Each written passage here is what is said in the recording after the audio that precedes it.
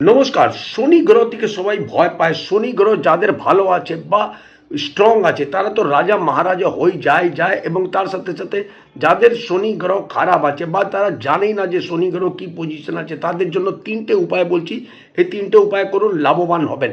Number one, আপনি আপনার সদর দরজার দিকে ওই যে দহলিজ আছে দহলি, তার মধ্যে দুদিকে দুটো প্রেক ঢুকে দিন।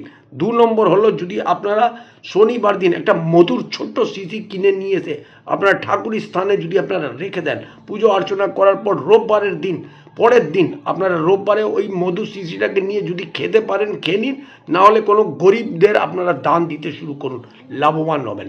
৩ নম্বর জিনিস, যদি আপনারা শনিবারের দিন সর্ষের তেল যদি আপনারা দান দেন, দান কাকে দেবেন? গরিবদের যদি আপনারা দান দিন, যত আপনার শ্রদ্ধা সেইভাবে আপনারা দান দিন।